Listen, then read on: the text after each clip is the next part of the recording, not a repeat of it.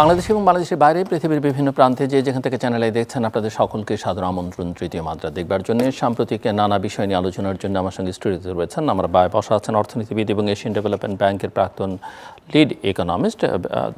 পৃথিবীর বিভিন্ন দেশে তিনি বিশ্ববিদ্যালয়ে শিক্ষকতাও করেছেন ডক্টর পারভেজ ইমদাদ।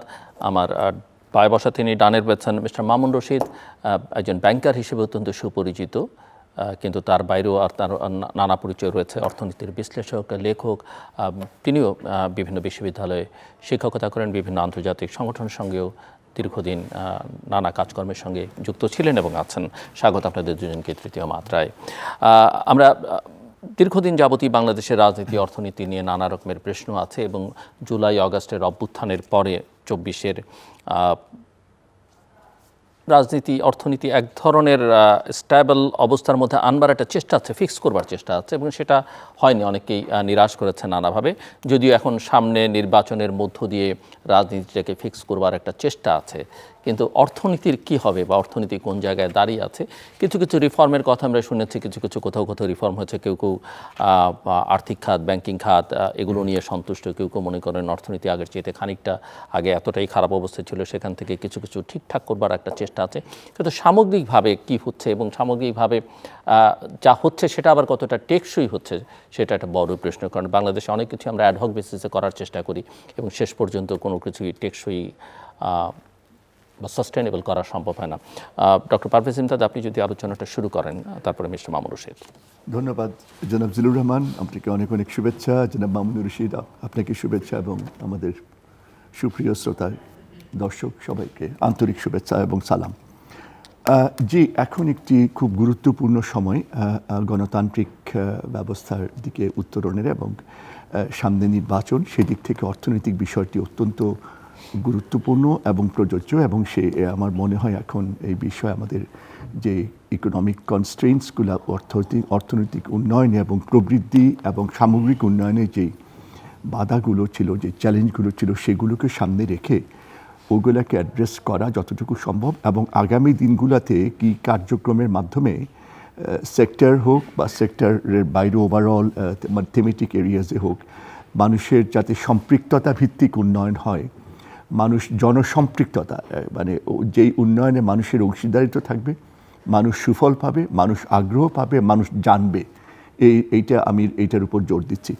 সেই প্রসঙ্গে আমি যে খুব সংক্ষেপে জিলুর সাহেব, আমি এখানে একটি কোটেশন, যে গ্রোথের প্রবৃদ্ধির যে আমরা কনভেনশনাল যেটা দেখেছি, ক্যাপিটালের রোলটা বেশি ওখানে, হিউম্যান অ্যান্ড ফিজিক্যাল ক্যাপিটাল।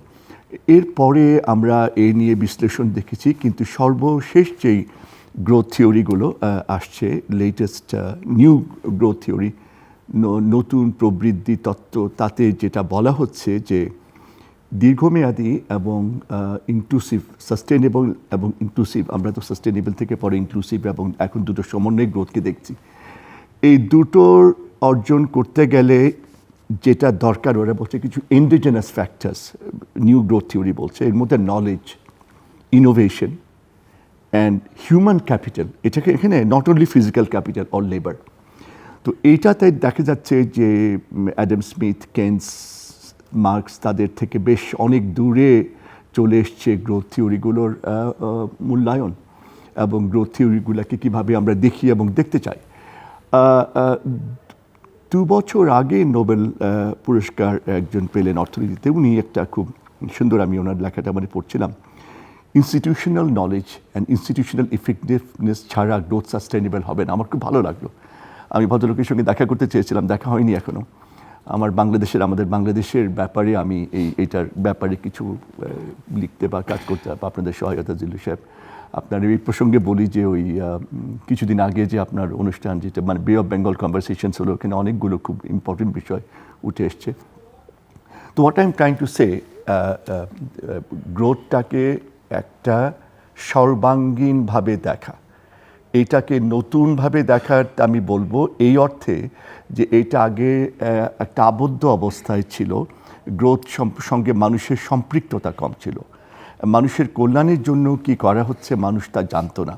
কিন্তু সম্পৃক্ততার গ্রোথ যেটা এই মডেলটা, এটাই বোধহয় মিন করতে চেয়েছে তারা। আর আমাদের মতো দেশে এটা আরও বেশি দরকার এবং মানে প্রযোজ্য। এইটা বলে এবং আমি মনে করি new growth theory for relevance in countries like hours, এই সম্পর্কে আমাদের আরও বিশ্লেষণ মামুন সাহেব আছেন, ওনার লেখাগুলো পড়ি আমি মাঝে, খুব সুন্দর লেখেন এবং খুব উন্নত মানের বিশ্লেষণ। আমার মনে হয় আমাদের গবেষকরা, আমাদের সেবা আপনার মতো যারা আমাদের থিঙ্ক ট্যাঙ্কগুলোকে লিড করছেন, গবেষণা করছেন, এবং আমাদের রাজনীতিবিদরা যারা মানুষকে রিপ্রেজেন্ট করেন, একটু আরও বেশি করে ডায়ালগ যেটা আপনারা আয়োজন করেন এবং করছেন দরকার, যাতে let's look at things with a very open mind so that we can really deliver the benefits of growth. এটা অনেক ডাইমেনশন আছে, অনেক সময় নেবে, আমি সেটা যাচ্ছি না। এই মুহূর্তে যদি আপনি সামনের দিকে আমি যেটা বলতে চাচ্ছি যে সেটা হচ্ছে যে কতগুলো জিনিস আমাদের এখন যদি চ্যালেঞ্জগুলো আমরা আইডেন্টিফাই করি at this point of time, প্রবৃদ্ধিটাকে ধরে রাখতে হবে এবং প্রবৃদ্ধিটাকে বাড়াতে হবে। এখন তো কমেছে কিছুটা, এটা স্বাভাবিকভাবে একটু যেটা হয়, কিন্তু এখন এটা জন্য সরকার চেষ্টা করছেন এবং এটা মিনিমাম 8-এর উপরে 10, ডাবল ডিজিটে তো আমাদের অনেক দিনের স্বপ্ন, কিন্তু এইটা 7.5 পর্যন্ত আমরা গেছি, 8, 8.5, 9, 10 এটা আগামী 5 বছর যেই সরকার চালাবেন তাদের নিশ্চয়ই এটা অর্জনে সচেষ্ট হবেন। মুদ্রাস্ফীতি নিয়ন্ত্রণে রাখার জন্য আমি বাংলাদেশ ব্যাংকের চেষ্টাকে আমি অ্যাপ্রিসিয়েট করি এবং গভর্নর আহসান হাবিব মনসুরের ব্যাপারে তার বক্তব্যগুলো আমি দেখেছি, আমি বিদেশে থাকতেও দেখেছি, এখন ঢাকায় সফরে এসে আমি অনেক একটা অনুষ্ঠান অ্যাটেন্ড করেছি, আমার সঙ্গে কথা হচ্ছিল সেদিন। কিন্তু মুদ্রাস্ফীতি নিয়ন্ত্রণ একটা সাময়িক ব্যাপার নয়, এটা মানুষের ক্রমাগত প্রত্যাশা। অ্যান্ড এটার জন্য আমাদের আরও বেশি ভিতরে যেতে হবে যে মুদ্রাস্ফীতি কী কারণগুলোতে হয় এবং পলিসি ইন্টারভেনশনস কীভাবে হলে মানুষ স্বস্তির সঙ্গে সিচুয়েশনটা নিজের আয়ের সঙ্গে সামঞ্জস্য রেখে ক্রয় করতে পারবে। এখন এখানে আমি যেটা জনগণের ক্রয় ক্ষমতা বাড়ানো বলাটা যত সহজ, এটা ইমপ্লিমেন্ট করতে গেলে এটা করা যায়, নিশ্চয় করতে হবে এটা। সেটা জনগণের জন্যই তো দেশ, সরকার। কর্মসংস্থান একদিকে, আরটা হচ্ছে এন্টারপ্রেনিউরশিপ। এখন কর্মসংস্থান সরকারের পক্ষে একা দেওয়া সম্ভব হবে না, এখানে আমি মনে করি আমাদের প্রাইভেট সেক্টরের আরও ব্যাপক ভূমিকা থাকা দরকার। কর্মসংস্থানে আরও স্পেসিফাইড ফোকাস নিয়ে আমরা একদিন আলাপ করতে পারবো। এন্টারপ্রেনিউরশিপের ব্যাপারে খুব সুন্দর একটি অবজারভেশন করেছেন আমাদের চিফ অ্যাডভাইজার সাহেব। ইয়েস, এন্টারপ্রেনিউরশিপের মাধ্যমে এবং আমাদের ছেলে মেয়েদের যথেষ্ট পটেনশিয়ালস আছে স্কিলস ডেভেলপমেন্টের, সেদিক থেকে কি আমার মনে হয় অতীতের পরিকল্পনাগুলো প্ল্যানগুলোতে উল্লেখ করা হয়েছে, কিন্তু তেমন দেওয়া হয়নি, তেমন ইমপ্লিমেন্টেবল কোনো নাই। দারিদ্র আমি খুব সংক্ষেপে বলছি, পরে আমি আসবো। বিশ্বব্যাংকের রিপোর্টটা আপনারা দেখেছেন, বিশ্বব্যাংক বলার জন্য নয়, আমরা নিজেরাই এটা ফিল করি, বুঝি। আমি জিনিস সাহেবের সঙ্গে আলাপ হয় ফোনে, মাঝে মাঝে আমেরিকা থেকে আমি কথা বলি, আমি এই কথাটা এবং উনি খুব ওই জিনিসটা ফিল করেন যে মামুন সাহেবের সঙ্গে আলাপ হচ্ছিল যে ইটস এ বেসিক চ্যালেঞ্জ। আমরা যেটাকে যত সহজভাবে দেখছি তা না। এই যে 6.5 কোটি দারিদ্র সীমার নিচে অ্যাবসলিউট পভার্টি, রিলেটিভ পভার্টি দুটোই বেড়েছে এবং এই হারে বাড়লে তো ডেভেলপমেন্ট টেকসই হওয়ার পথে অনেক চ্যালেঞ্জের সম্মুখীন হবে। বৈষম্যের কথাটা পরে আসছি। বৈষম্য নিরসনটা একটা থিওরিটিক্যাল স্টেটমেন্ট হতে পারে, বাট বৈষম্য কমিয়ে আনা, বৈষম্য যত কমিয়ে আনা, বৈষম্য নিরসনের মধ্যে কয়েকটা স্টেজ থাকতে পারে। আর দারিদ্র বিমোচনের ক্ষেত্রে we have to look back at the safety নেটস and not on a national scale only, also on regional scale. সেই ক্ষেত্রে আমি পরে আবার বলবো, প্রাতিষ্ঠানিক দুর্বলতা ও অদক্ষতা অনেক দিন থেকে আমাদের আছে। এই ক্ষেত্রে আমাদের অন্যান্য বিষয়গুলো আমি পরে যে সম্পৃক্ত সেগুলো আমি পরে বলবো। আসছি আবার আপনার কাছে, মিস্টার মামুন রশিদ। না, উনি তো কতগুলো সুন্দর কথা অবতারণা করেছেন। এটা গ্রোথ ইকোনমিতে ওর পলিটিক্যাল ইকোনমি অফ গ্রোথে সারা বিশ্বেই আলোচনা হচ্ছে। একটা তো হচ্ছে একাডেমিক আলোচনা, আমরা এখানে অনেকবার বলেছি হোয়াই নেশনস ফেল, আলোচনা দেখিয়েছি, সেখানে ইনস্টিটিউশনাল প্রোটেকশান, তারপরে ইনস্টিটিউশনাল ইফেক্টিভনেস, লিগাল ক্ল্যারিটি, তাই না, এগুলা, তারপরে রাজনীতিবিদরা গ্রোথ ফিলোসফিগুলোকে কতটুকু প্রোটেক্ট করছেন, কতটুক সাস্টেন করছেন, কতটুকু অবগাহন করছেন, অ্যাকসেপ্ট করছেন, এগুলা বিরাট ফ্যাক্টর। এখন আমরা আমাদের কিছুটা পরিবর্তন হচ্ছে, আপনি উপক্রমণিকায় বলেছেন, তো সেই পরিবর্তনটা ভালো হচ্ছে, আগের থেকে ভালো আগে তো এটা লুটপাটের অর্থনীতি ছিল, এখন চেষ্টা করছেন। আমরা যখন নর্থ ওয়েস্টার্ন ইউনিভার্সিটিতে পড়ি, ক্যালগ স্কুল অফ ম্যানেজমেন্টে, আমাদের একজন শিক্ষক ছিলেন রব অলকট। ওনার একটা বিখ্যাত বই আছে, উনি অন্টারপ্রিনারশিপ পড়াতেন, গ্রো ফ্রম উইদিন। এটা যদি আমাদের ওই রবির কিছুদিন একটা স্লোগান ছিল, জ্বলে উঠো আপন শক্তিতে। তো আমাদের এই গ্রোথটা যেহেতু স্ট্র্যাটেজিগুলা আমার কাছে অনেকটা মনে হচ্ছে চাপিয়ে দেওয়া ফিলোসফি, দর্শন। এটা আপনি করিডোরে গেলে শুনবেন, এবং উনি তো শুনছেনই যেহেতু ওয়াশিংটন ডিসিতে থাকেন, যে এগুলা হচ্ছে এই গ্রোথগুলাকে, ফিলোসফিকে, গ্রোথ কনানড্রামকে কারা ওন করছে? FCDO, world bank, IMF, ADB, IFC এরা। তো এখন এটা বিতর্ক হতেই পারে। একটা বিতর্ক হচ্ছে, ভাই কেউ যখন কিছু করতে পারছে না, FCDO, ADB, European union, IMF এগিয়ে আসছে, বাহ বেশ। আরেকটা জিনিস হচ্ছে, এই গ্রোথ কি সাস্টেনেবল হবে? উপর থেকে যখন আসবে গ্রোথটা, গ্রো ফ্রম উইদিনের প্রশ্নটা এই জন্য আনলাম, যে গ্রোথটা উইদিন হয় না। আমাদের এখানে পার্লামেন্টে বাজেট নিয়ে যেখানে আলোচনা হয় না, যেখানে বাজেট নিয়ে আলোচনা হয়, সেই আলোচনার প্রেক্ষিতে কোনো কগনিজেন্স নেওয়ার, আকবর আলী খান বিভিন্ন বইতে, মরহুম আকবর আলী খান বাংলাদেশের অত্যন্ত একজন প্রথিতযশা, আমি বলতাম সিঙ্গেল পিস সিভিল ব্যুরোক্র্যাট। সুতরাং সেই ক্ষেত্রে যিনি মুক্তিযুদ্ধ ছিলেন,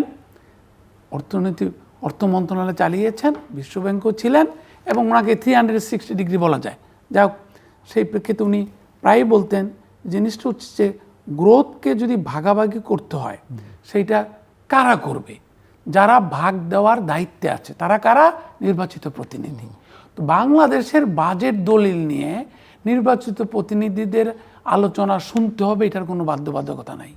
বাংলাদেশে যদি আমার মাস্টার্সের ডিসার্টেশন ছিল, আমি স্যারকে একদিন বলেছিলাম ডেভেলপমেন্ট প্ল্যানিং, তাই না? আমি মাহবুবুল হক সাহেবের সময় থেকে শুরু করে মির্জা তাজউদ্দিন, পরবর্তীকালে মির্জা সাইফুর রহমান পর্যন্ত আমাদের সময় আমরা যখন পাশ করেছি, এগুলাকে ডিকোডিং করার চেষ্টা করেছি, ডেভেলপমেন্ট দর্শনগুলাকে। তো সেই প্রেক্ষিতে হচ্ছে কি, যে আপনি বাজেটটা নিয়ে আলোচনা করছেন না পার্লামেন্টে, যতক্ষণ সময় দিচ্ছেন আপনি রাষ্ট্রপতির ভাষণের উপরে ধন্যবাদ জ্ঞাপনের সময় নিচ্ছেন, তারপরে আপনি দলগত কথা বলছেন, মোটামুটি নেতা নেত্রীর প্রশংসা আর এলাকার সমস্যা, বাজেট নিয়ে আলোচনা হচ্ছে না।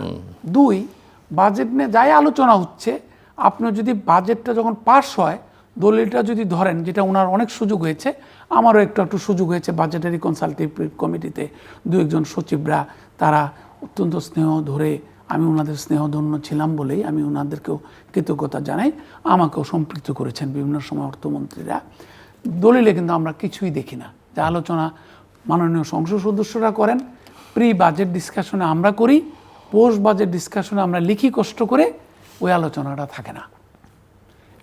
একটা চলতি হয়েছে, হয়েছে জনাব কিবরিয়ার সময় থেকেই, মরহুম কিবরিয়ার সময় থেকেই, যা আমাদেরকে ডেকে নিয়ে অর্থ মন্ত্রণালয়ে, কিংবা একটা জনাব মরহুম সাইফুর রহমান আরও ভালো কাজ করেছিলেন, জাতীয় রাজস্ব বোর্ডের সকল কর্মকর্তাদেরকে ট্রেনে করে ওনার বাড়িতে নিয়ে গেছিলেন। ওই train, it was a fantastic একটা প্রপোজিশন। আমার কাছে অনেকদিন পরে আমি একটা মনে হইলো হঠাৎ করে, পারভেজ ভাইকে দেখি আর কি, সো উনি যেহেতু ওনাদের সাথে কাজ করেছেন, সো তখন তো এই যে হচ্ছে, এখন উনি যে দুইটা মারাত্মক কথা বলেছেন, একটা বলেছেন যে গ্রোথকে সাস্টেনেবল করার জন্য ইনস্টিটিউশনাল ইফেক্টিভনেস, তো কোন ইনস্টিটিউশন? দ্বিতীয় কথাটা বলেছেন delivering the benefits of growth.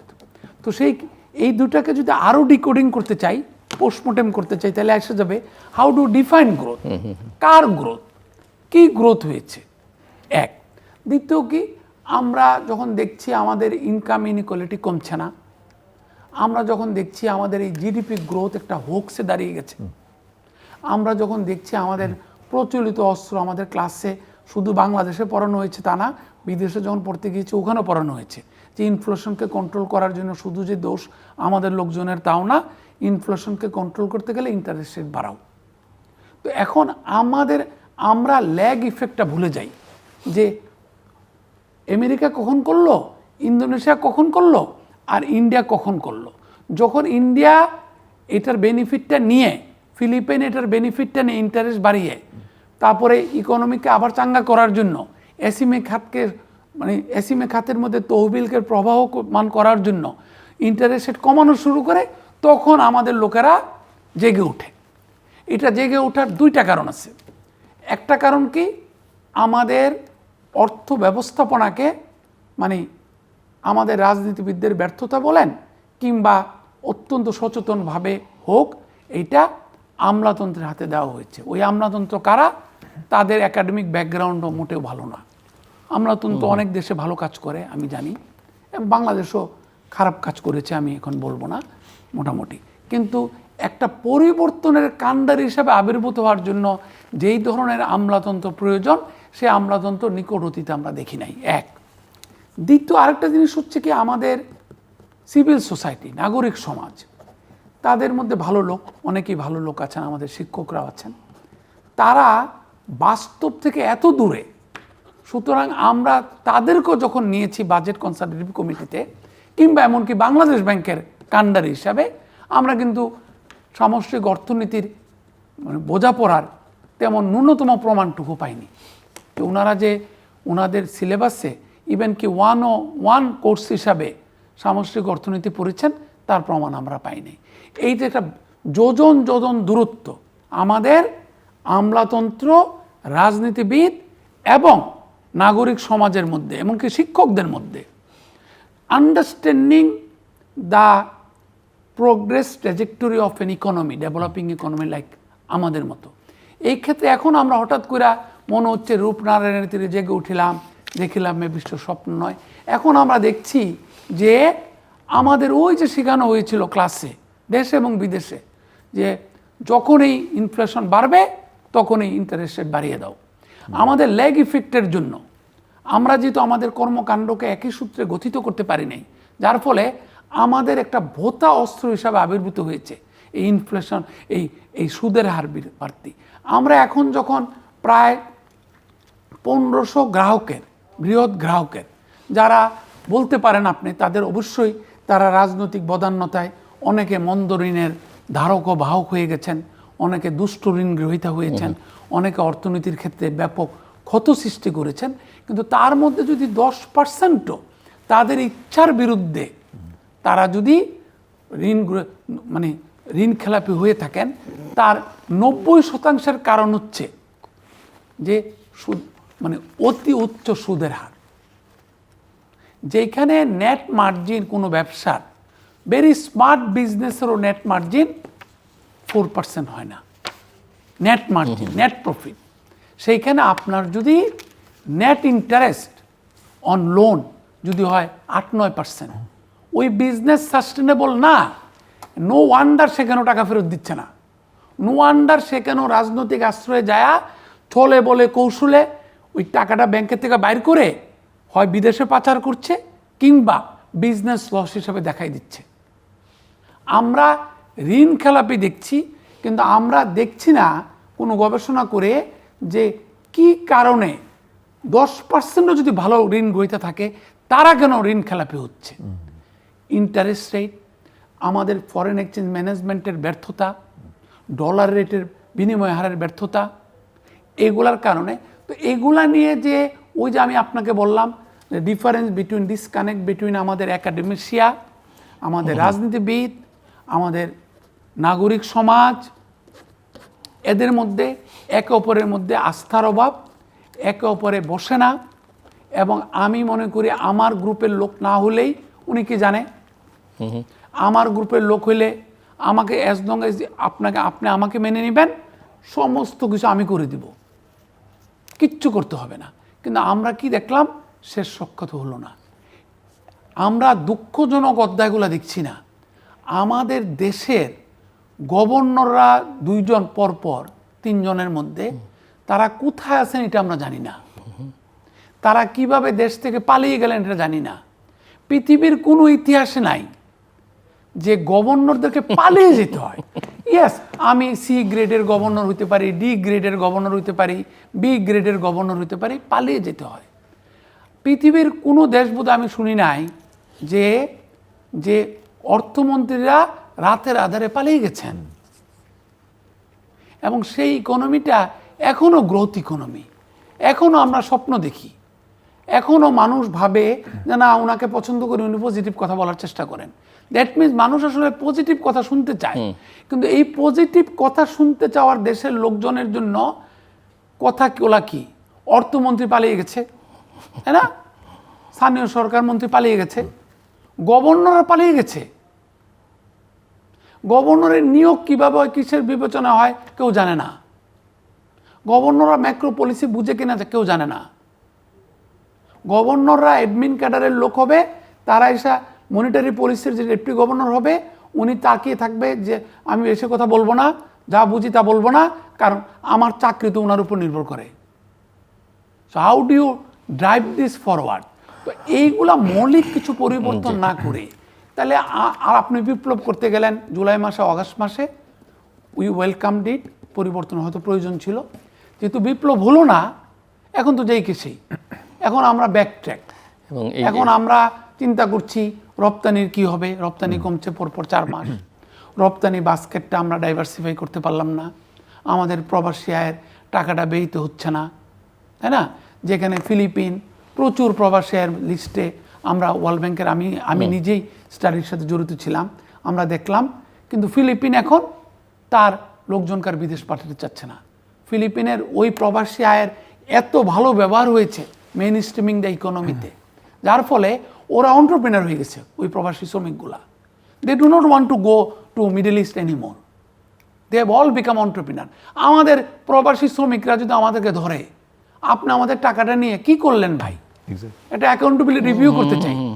আপনি তো আমাকে বন্ডে ইনভেস্ট করতে দিলেন না, আমাকে শিখালেন না।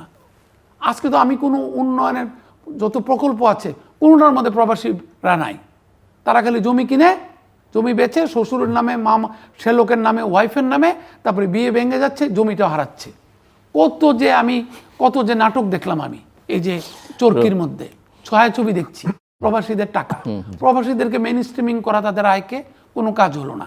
এই যে উনি বললেন যে delivering the benefits of growth to the right kind of people, right kind of স্ট্রিমে। তারপর আপনি দেখেন আমাদের রেভিনিউ নিয়ে প্রচুর আলোচনা হচ্ছে এখন।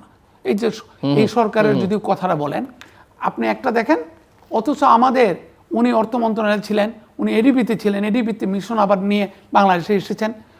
উনাকে বলি যে আমাদের যতগুলা রিফর্ম হলো, এবার ওয়াশিংটন ডিসিতে আমাকে জিজ্ঞেস করলো যে আমাদের রেভিনিউ এই অবস্থায় কেন।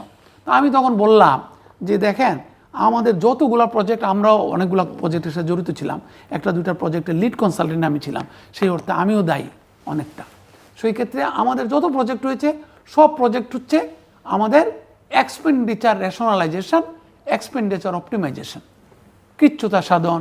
সরকার চাপে পড়লেই বলে কি আমি কমাচ্ছি, কিন্তু আমাদের মোটেই কোনো পরিধানযোগ্য প্রকল্প হয় নাই যে আমাদের আয় বাড়ানো হবে। ওই যে আবার বললাম গড়ে জ্বলে ওঠা আপন শক্তিতে, আমার নিজস্ব যদি আয় না থাকে আমি কেমনে আমার গ্রোথকে ডিস্ট্রিবিউটিভ জাস্টিস করব গ্রোথ জার্নিতে। আর লাস্ট কথাটা হচ্ছে যে এই ক্ষেত্রে যে এখন যারা সরকারে আসবেন তাদের পরিবর্তন হয়েছে কিনা, তাদের ডেফিনেশন কি। এখন স্বাভাবিকভাবে মানুষ প্রশ্ন করছে যে ভাই ঠিক আছে, গেল 15 মাসে 18 মাসে এই সরকার আসার পরে একটা আইপিও হয় নাই, কিন্তু ভবিষ্যতে নতুন সরকার আসলে আইপিওর পথটা সচল হবে কিনা। দ্বিতীয় জিনিসটা হচ্ছে আইপিওর মধ্যে গরিব মানুষ যদি বিনিয়োগ করে তার টাকাটা ফেরত পাবে কিনা, নাকি আবার ম্যানিপুলেশন হবে, নাকি আবার ম্যানিউভারিং হবে। সেম কথা প্রকল্প যখন পাস হবে, প্রকল্পের যখন অর্থায়ন হবে পরিকল্পনা মন্ত্রণালয় থেকে, কিসের ভিত্তিতে হবে, প্রকল্পের এফিসিয়েন্সি কীভাবে নির্ধারণ করবে, তারপর প্রকল্প পরিচালক নিয়োগ। আমরা এডিবেরি প্রজেক্ট করেছি, উনি তখন ছিলেন, যে আমরা বারবার বলেছি যে প্রকল্প পরিচালকদের জন্য আলাদা একটা ক্যাডার করা হোক।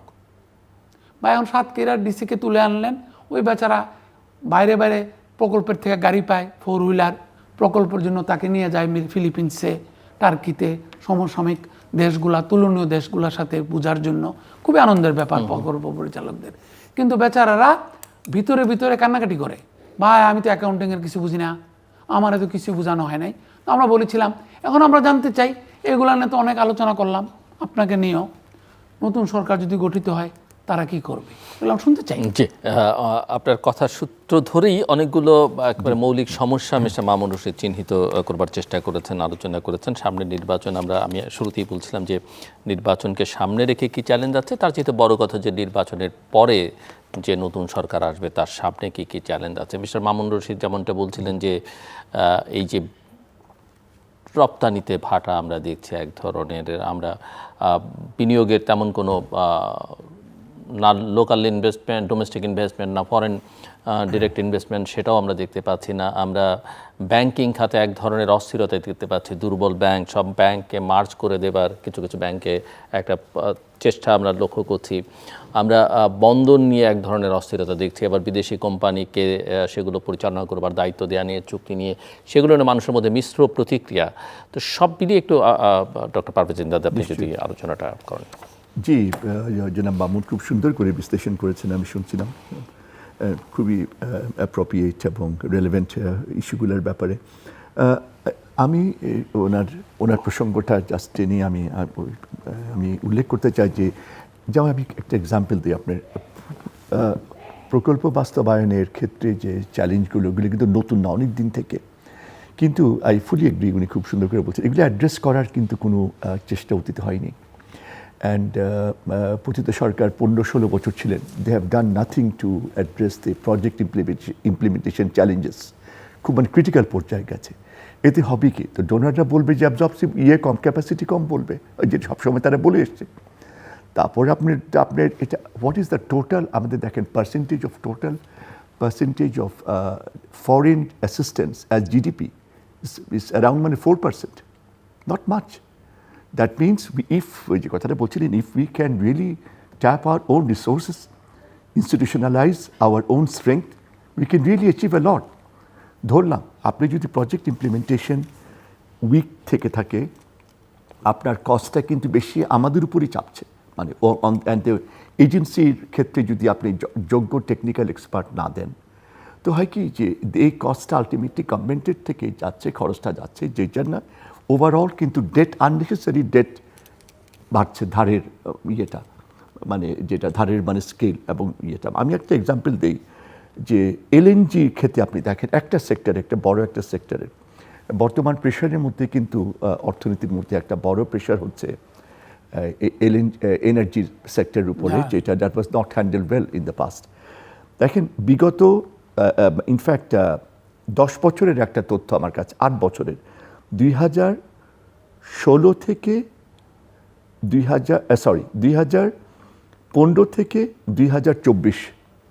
2024-25 এলএনজি ইম্পোর্ট হয়েছে আমাদের 2,56,000 crore টাকা। এইটার রেলেভেন্সটা, জাস্টিফিকেশনটা এখনও কতটুকু এটা কাজে লেগেছে ইন মিটিং আর এনার্জি গ্যাপ।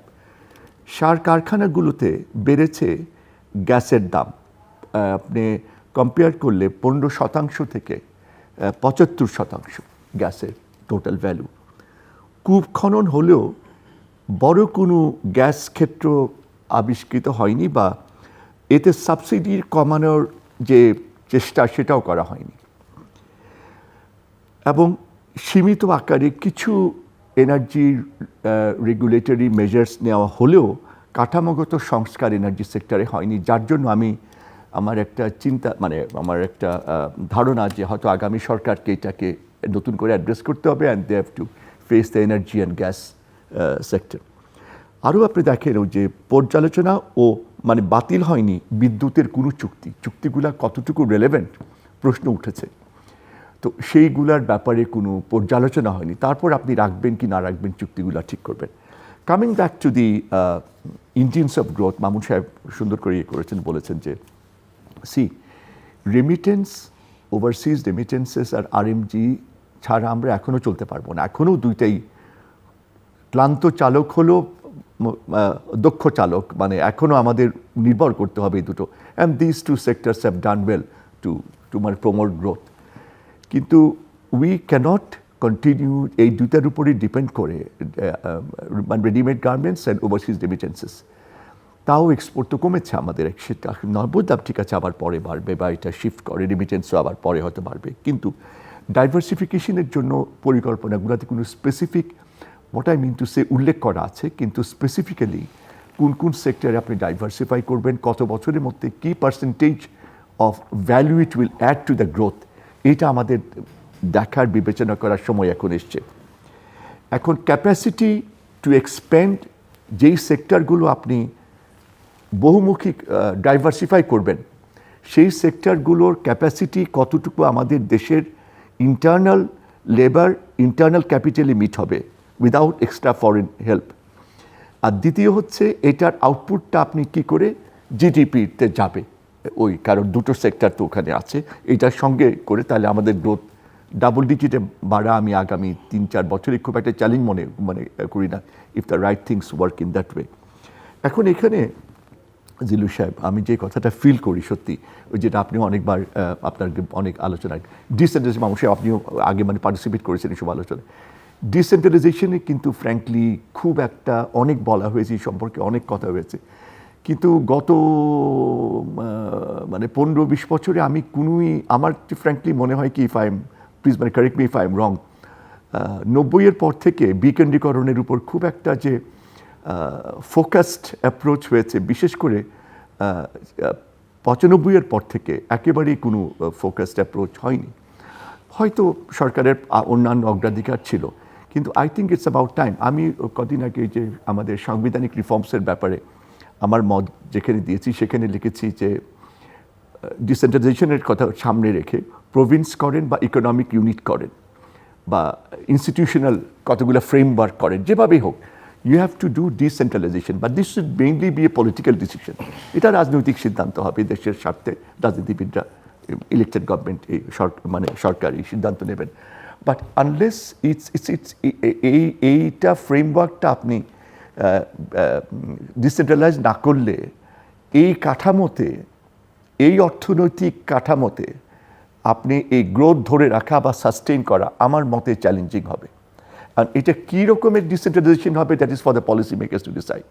প্রভিন্স হোক বা ডিভিশনগুলোকে আপগ্রেড করে দেন প্রভিন্স হিসাবে, অথবা ইকোনমিক ইউনিটস ক্রিয়েট করে, নট ইকোনমিক জোনস, অথবা আপনি একটা ইনস্টিটিউশনাল স্ট্রাকচার বেসিসে গ্রোথের ফ্যাক্টরসগুলোকে, এটা একটা বড় রকমের কাজ হবে, গ্রোথের ইন্ডিকেটার্সগুলোকে নিয়ে আপনি ভাগ করে দেন যে এই ক্ষেত্রে এই হবে গ্রোথ জোনস, তাহলে আমাদের গ্রোথের ডাইভার্সিটি আসবে। এই গেল একটা। এখন আমি একটু বাংলাদেশ ব্যাংকে বা ওভারঅল ব্যাংকিং সিস্টেম সম্পর্কে, মামুন সাহেব you are a good expert on that, I fully agree with you what you said on the interest rate and overall monetary policy. I fully agree with you. Monetary policy effective করতে গেলে monetary stability ধরে রাখা দরকার, and সেটা বর্তমান governor সাহেব চেষ্টা করছেন। কিন্তু আমার মনে হয় অটোনমির ব্যাপারে যে প্রশ্নটা আসছে বা মার্জারেরটা পরে আসছি, অটোনমি বা ইন্ডিপেন্ডেন্স হয়তো দরকার আছে, নিশ্চয়ই দরকার আছে, কিন্তু but it doesn't mean autonomy হলে এফিসিয়েন্সি বাড়বে, এটার আমি খুব একটা যুক্তি দেখি না। অ্যান্ড এই প্রসঙ্গে আমি যেটা বলতে চাচ্ছি যে অটোনমি অনেক প্রতিষ্ঠানেরই অটোনমি ডিউ। আপনি এখন ধরলে you can give autonomy to anti corruption commission, energy regulatory commission, আরও অটোনমি দরকার তাদের। বাট অটোনমি ডাজন্ট মিন যে আপনি র্যাঙ্কটাকে মিনিস্টারের র্যাঙ্কে নেবেন বা আপনি ডেপুটি মিনিস্টারের র্যাঙ্কে নেবেন, নট নেসেসারিলি। হ্যাঁ, ব্যক্তির ক্ষেত্রে হতে পারে, ব্যক্তির ক্ষেত্রে ওয়ান ইজ টু গুড, ওকে, কিন্তু অনেক প্রতিষ্ঠান আছে দেশে, তাদের প্রতিও তো আপনার ওইটা দেখতে হবে যে এটা ভারসাম্যটা।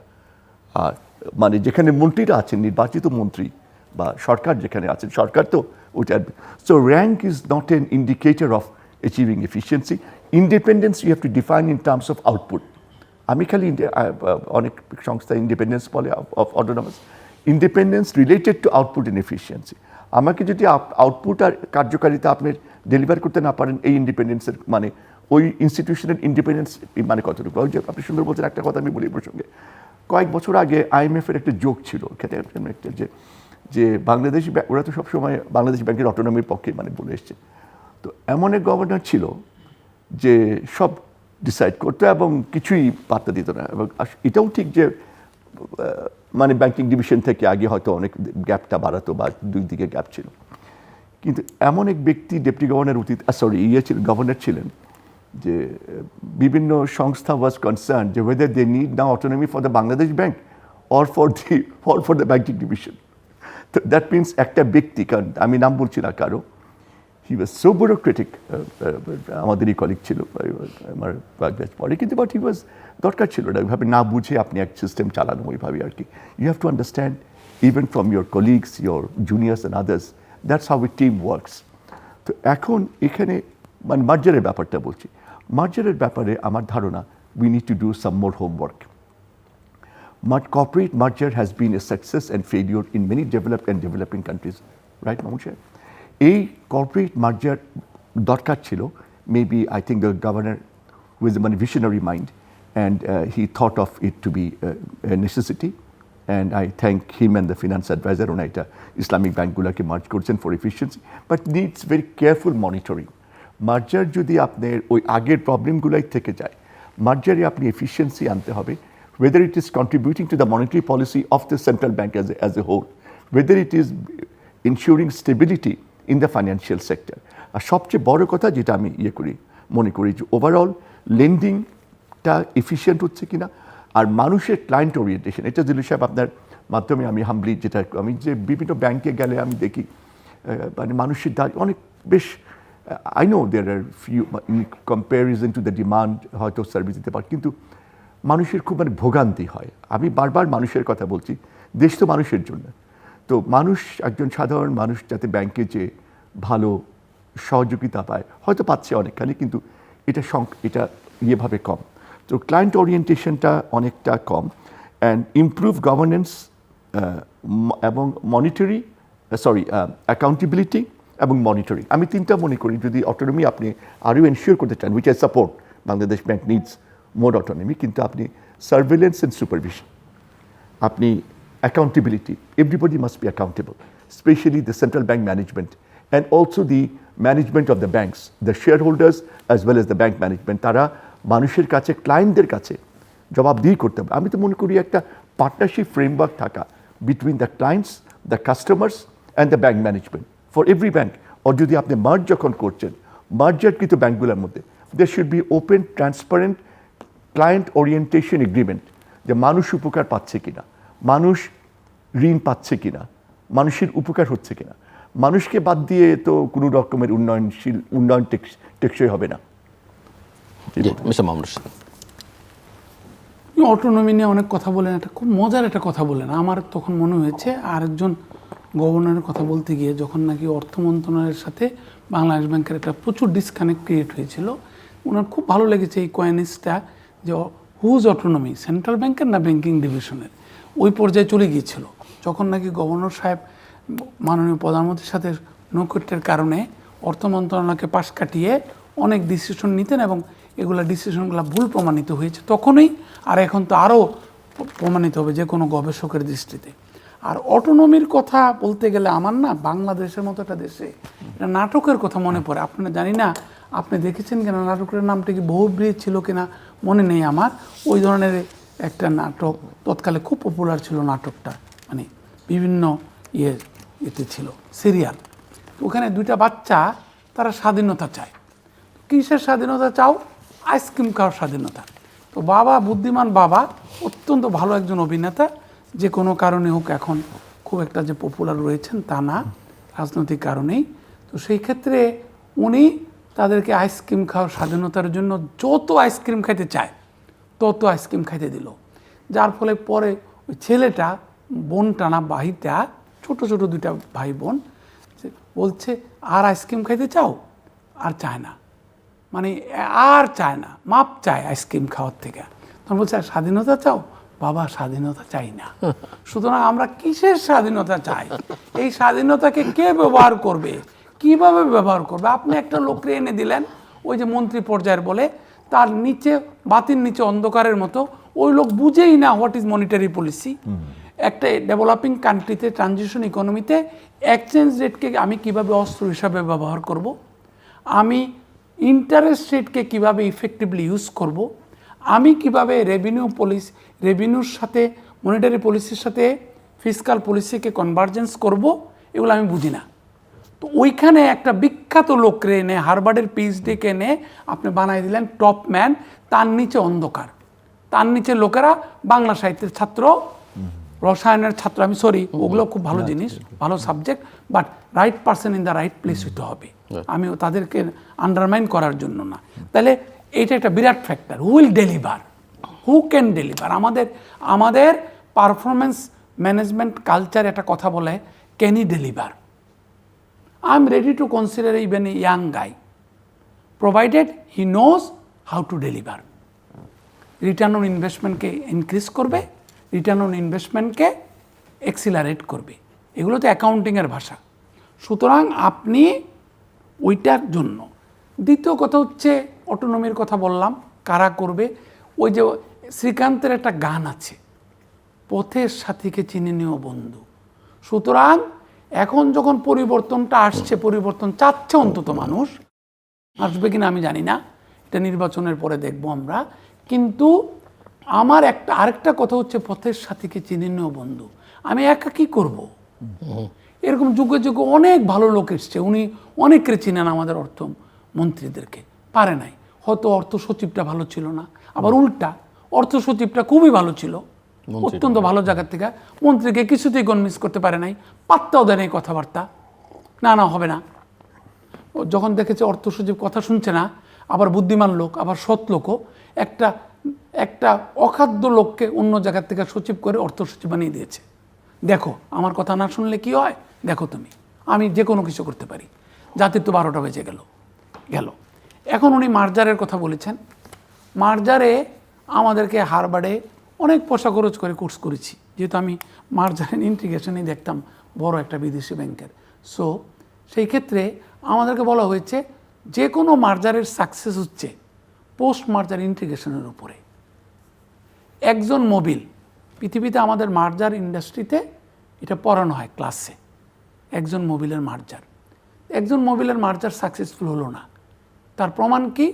তার প্রমাণ হলো মার্জার হওয়ার পরে এক অপরের সাথে কথা বলতো না। একটা ভাইস প্রেসিডেন্ট, সে যদি অ্যাকশন থেকে আসে, মোবিলের লোকের সাথে কথা বলে না। তো এই প্রতিষ্ঠান আগাবে কীভাবে পরবর্তীকালে? আমাদের মার্জার ইকোনমিক্সে আরেকটা কথা বলা হয় যে 2-2 4 করার জন্য মার্জার করি না আমরা, 2-2 5 হওয়ার জন্য মার্জার করেছি। তো 2-2 যদি 5 করতে চাই, 5টা ব্যাংকে এক করেছি, সেটা কিভাবে চলবে? রাষ্ট্রায়ত্ত ব্যাংকের মতো।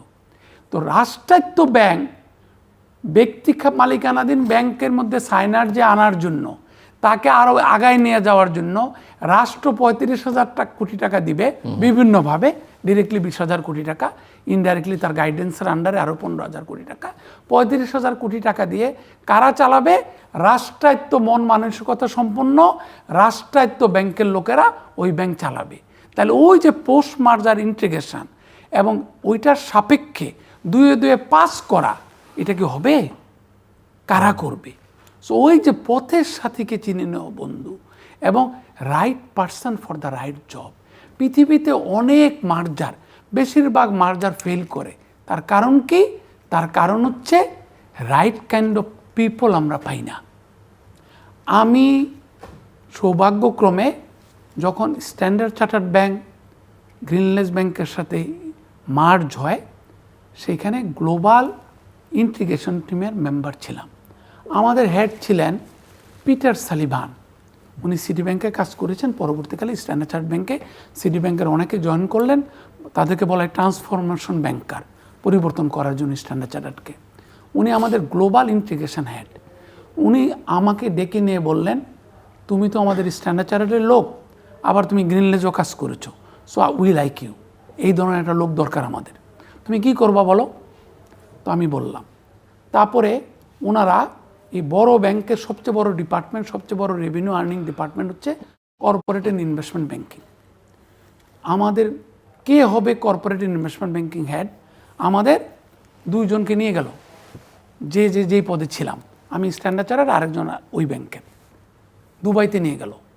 আমাদেরকে করার জন্য, জাজ করার জন্য তারা নিয়োগ দিল বস্টন কনসাল্টিং গ্রুপকে। বস্টন কনসাল্টিং গ্রুপ দুবাইতে আমাদেরকে একটা ধাঁধা দিল 2 জনকে, যে প্রথম 100 দিন তুমি কি করবা, তুমি কি করবা। আমরা কিন্তু একে অপরের কথা শুনি নাই। Boston, thank god Boston consulting group ছিল। পরবর্তীকালে ওই ব্যাংকটা যাকে আমরা অধিগ্রহণ করেছিলাম, সেই ব্যাংকটা যদিও অনেক বড় ছিল, কিন্তু প্রতিযোগিতায় আপনাদের দোয়ায় এবং মুরব্বীদের দোয়ায় আল্লাহ রাব্বুল আলামিনের আশীর্বাদে আমি জয়যুক্ত হলাম। তাহলে আমি কি বললাম ওইখানে? বললাম যে আমার প্রধান কাজ হবে ওই integration of the asset and liability না, আমার প্রধান কাজ হবে হিউম্যান রিসোর্স। যাদেরকে কিনলাম আমরা তারা যাতে বিজিত ফিল না করে, তারা যাতে হারুপাট্টি ফিল না করে। আমার যত নতুন ট্রেনিং আসবে আমি ওই অধিকৃত ব্যাংকের কর্মকর্তাদের বেশি দিব এবং তাদেরকে আমি উদারভাবে তুলে নিব, বুকে তুলে নিব। তারপরে আমি লয়ারদের সাথে নিয়ে, অ্যাকাউন্টেন্টদের সাথে নিয়ে অ্যাসেট অ্যান্ড লায়াবিলিটি ইন্টিগ্রেট করব, সিকিউরিটি ইমপ্রুভ করব, ব্যবসার মডেলকে ইমপ্রুভ করব, করে প্রফিট বাড়াবো। আমি যে এত টাকাতে কিনলাম ব্যাংকটাকে, সম্ভবত আজকে 15 বছর পরে, প্রায় 25 বছর পরে বলছি যে আমার জয়যুক্ত হওয়ার কারণ বোধহয় এই যে ইন্টিগ্রেশন অফ হার্টস, যেটা আমরা শিখেছি একজন মোবিলের ইন্টিগ্রেশন ফেলিউর থেকে। তো এখন আপনি 5টা প্রতিযোগী ব্যাংক 3 দিন আগ পর্যন্ত একে অপরের সাথে প্রতিদ্বন্দ্বিতা করত, হঠাৎ করে রাষ্ট্রায়ত্ত করলেন, সরকার টাকা দিল, ব্যাংকটা ঠিক হয়ে গেল। ওরে অন্যরা ছেড়ে দিবে? অন্য প্রতিযোগী ব্যাংকগুলো ছেড়ে দিবে? প্রচণ্ড কাদা ছোড়াছুরি শুরু হবে কিছুদিন পরে। সবচেয়ে বেশি কাদা ছোড়াছুরি হবে যারা ফেল করবে। এবং আমরা কি আমাদের দেখেন, যখন নাকি ক্রাইসিসের সময় সিটি ব্যাংকে 2007-8-এ ওনার মনে আছে, দেদীপ্যমান অবস্থায়, এটা বলে শেষ করতে চাই, আমাদেরকে করা হলো গুড ব্যাংক ব্যাড ব্যাংক। আমাদের স্ট্র্যাটেজি ছিল যে গুড ব্যাংকটাকে ব্যাড ব্যাংকটাকে আস্তে আস্তে ছোটো করে ফেলবো, একদম মিয়ে ফেলবো, গুড ব্যাংকের মধ্যে ঢুকিয়ে দিব, গুড ব্যাংকটাকে বড় করব। এইটার দায়িত্ব দেওয়া হলো কাকে? আমাদের one of the best risk manager Michael Corbett, যার নাম ইতিহাসে দেদীপ্যমান হয়ে থাকবে মার্জার এন্ড ইন্টিগ্রেশনের। মাইক করবেটকে কি পুরস্কার দেওয়া হলো পরবর্তীকালে আপনি দেখেন পরে? তাকে পুরস্কার দেওয়া হলো, গ্লোবাল সিটি ব্যাংকের সিও করা হলো তার সাকসেসের জন্য। এই যে good bank bad bank concept, আমাদের এখানে তো লোকেরা বুঝেই না গুড ব্যাংক ব্যাড ব্যাংক কাকে বলে। এই 5টা ব্যাংকে এক করে কিভাবে বেনিফিটটা তুলে ধরবো, কিভাবে প্রফিটেবিলিটি বাড়াবো, কিভাবে লোকজনের কাছ থেকে বেস্ট আদায় করে নিব। তো আপনি এগুলো যদি না পারেন, তা আপনি খালি আরেকটা রাষ্ট্রায়ত্ত ব্যাংক বাড়ালেন। আপনি প্রাইভেট সেক্টর ব্যাংকে ঠিক করতে চান, অনেক কিছু করতে চান, 14টা ব্যাংকের বোর্ড চেঞ্জ করেছেন, ফ্যান্টাস্টিক। আপনি রাষ্ট্রায়ত্ত ব্যাংকের একটা সংস্কারও করলেন না। সো আমরা একেবারে শেষের তারা জানেও না জি, কি করবে। একেবারে শেষের দিকে 5 মিনিট সময় দুজনের জন্য, 2.5 মিনিট করে closing remarks doctor Parvez Imdad. আমি আমার শেষ অবজারভেশন খুবই সংক্ষিপ্ত। সামনে নির্বাচন, অনেক আশা আকাঙ্ক্ষা নিয়ে আমরা অপেক্ষা করছি, মানুষ অপেক্ষা করছেন। আমি সাজেস্ট করছি, এবং নিশ্চয়ই এটা অনেকেরই মনে আছে, যে রাজনৈতিক দলগুলো মানুষের কাছে তাদের ম্যানিফেস্টোটা, ইলেকশন ম্যানিফেস্টো যেটা, সেটা মানুষের কাছে এমনভাবে উপস্থাপন করবেন, শুধু যে কেন্দ্রীয়ভাবে টেলিভিশনে বা ইয়েতে তা না, মানুষের কাছে যে, এবং স্থানীয় যারা রিপ্রেজেন্টেটিভ, যারা ক্যান্ডিডেট আছেন, তাদের মাধ্যমে যে ওই পার্টি ম্যানিফেস্টো, যেমন খুব ভালো একটা এক্সাম্পল 31 দফা শহীদ রাষ্ট্রপতি জিয়াউর রহমান সাহেবের, জনাব তারেক রহমানের, সেটা যেমন অনেক দিক আছে, অনেক কিছু যেটা অ্যাড্রেস করার, তার সঙ্গে বর্তমান চ্যালেঞ্জগুলোকে ইয়ে করে, এত পলিটিক্যাল পার্টিগুলো তাদের মেইন পয়েন্টসগুলো ম্যানিফেস্টোর সঙ্গে আপডেট করে, এখনকার যে চ্যালেঞ্জগুলো করে, যদি তাদের প্রার্থীদের মাধ্যমে মানুষের কাছে, what I try to say that connecting with the people, এবং এখন টেকনোলজির মাধ্যমে এটার সুবিধা অনেক আছে। দ্বিতীয় হচ্ছে যে এখানে উদ্দেশ্যটা হবে জনসম্পৃক্ত উন্নয়ন, যে উন্নয়ন প্রক্রিয়ায় মানুষের সম্পৃক্ততা থাকবে, আন্ডারস্ট্যান্ডিং থাকবে, অংশগ্রহণ থাকবে। এই 3টা একেবারে কথায় না, কাজে যদি ইমপ্লিমেন্ট করতে পারে, আমাদের সফলতার ইনশাআল্লাহ আমরা খুবই আশা করতে পারি। আর শেষে আমি বলতে চাচ্ছি যে জ্ঞানটার দিকে, জ্ঞানের অনুশীলন, বিশ্লেষণ, তার সঙ্গে দক্ষতা, কারণ আমাদের বাংলাদেশের সম্ভাবনাটা, আমাদের দেশের মানুষের একটা খুব, it's a very bright, active, মানে প্রোডাক্টিভ হিউম্যান ফোর্স। তো ইনশাআল্লাহ এইটাকে, if you bring them closer to knowledge and skills, there is no education সেক্টরের উপর খুব জোর দিতে হবে। অনেক কথা আছে এই প্রসঙ্গে, নিশ্চয়ই ইনশাআল্লাহ ফিউচারে আমরা আপনার বিভিন্ন অনুষ্ঠানে আমরা আলোচনা করতে পারবো। সবার সর্বাঙ্গীন সুখ শান্তি এবং দেশের সমৃদ্ধি কামনা করছি। ধন্যবাদ। মিস্টার মামুনুর রশীদ। আমি আরও চেষ্টা করছি, কিন্তু আগে বেশি বলে ফেলেছি বলে মনে হয়। না না যে সম্প্রতি একটা বৃহৎ পত্রিকা একটা জরিপ করেছে এই সরকারের উপরে, তো ওগুলোতে চাচ্ছি না, সবগুলোর নাম্বার যেগুলোতে কম পেয়েছে সবচেয়ে বেশি, মানে ৭৫% প্রায় বিরুদ্ধে চলে গিয়েছে, তাদের মধ্যে হচ্ছে তরুণদের কর্মসংস্থান, দুর্নীতি হ্রাস, পাচারকৃত অর্থ ফেরত আর আইন শৃঙ্খলা পরিস্থিতি।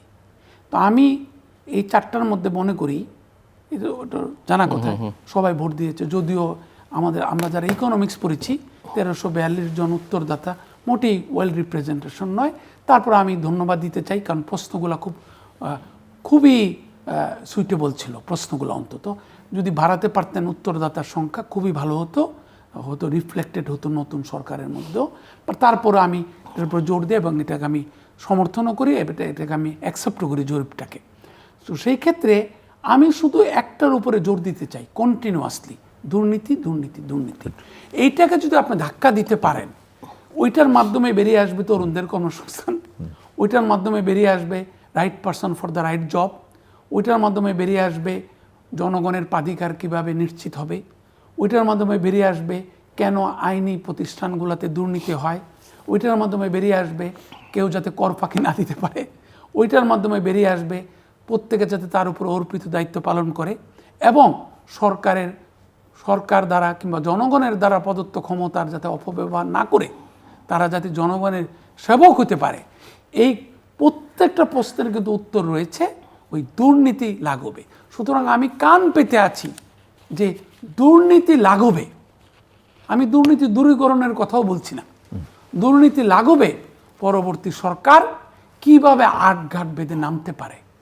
এখানে কি প্রযুক্তিকে কাজে লাগাবে, বিদেশ থেকে লোক নিয়ে আসবে, বিশ্বব্যাংকের সহায়তা চাইবে, কিভাবে কার্যকরণ করবে, এবং যেটা উনি শুরুতেই বলেছিলেন যে ইনস্টিটিউশনাল ইফেক্টিভনেস, এইটাকে কাজে লাগাবে, এবং যাতে করে আমাদের অর্জিত সাফল্যটা আমরা মানে সাস্টেনেবল করতে পারি, হোয়াট এভার মিনিমাম হোক। আমরা প্রচুর জিনিস চাই, ওই যে আইসক্রিমের খাওয়ার স্বাধীনতার মতো এত স্বাধীনতা চাই না। আমরা শুধু চাই ভাই দুর্নীতি দমনের ক্ষেত্রে কোমর বেঁধে নেমে যান, দেখবেন আপনি শিক্ষার দুর্নীতি, স্বাস্থ্যের দুর্নীতি, নিয়োগের দুর্নীতি, দুর্নীতির দুর্নীতি, বিচারালয়ের দুর্নীতি, সব কিছু কমে যাবে। ধন্যবাদ। দর্শক, অনুষ্ঠানের শেষ প্রান্তে আমরা সামাজিক যোগাযোগ মাধ্যম ফেসবুক, এক্স এবং ইউটিউবে তৃতীয় মাত্রা লাইভ স্ট্রিম হচ্ছে, আপনারা দেখতে পারেন। টেলিভিশনের পর্দায় দেখতে না পারলে যে কোনো সময় যে কোনো স্থান থেকে ইউটিউবে তৃতীয় মাত্রা চ্যানেলটি সাবস্ক্রাইব করে এই পর্ব বা পুরনো পর্বগুলো আপনারা দেখতে পারেন। মিস্টার মামুনুর রশীদ এবং মিস্টার ডক্টর পারভেজ ইমদাদ, অসংখ্য ধন্যবাদ এই আলোচনা অংশ নেওয়ার জন্য। দর্শক, আমার দুই অতিথি অত্যন্ত বিশেষজ্ঞ বলা যেতে পারে অর্থনীতির ক্ষেত্রে এবং অর্থনীতির ভেতরকার মানুষ। অর্থনীতির আলোচনায় রাজনীতি গুরুত্ব পেয়েছে এবং স্বাভাবিকভাবে একটা আরেকটার সঙ্গে সম্পর্কিত, এবং অনেক রকমের সমস্যা তারা তুলে ধরেছেন। এই প্রতিটি সমস্যাগুলোকে যেভাবে সমাধানের কথা তারা চিহ্নিত করেছেন, সেটা আলোচনা করতে গেলে আরও বেশ খানিকটা সময় নিতে হবে। আমার হাতে সেই সময় নেই।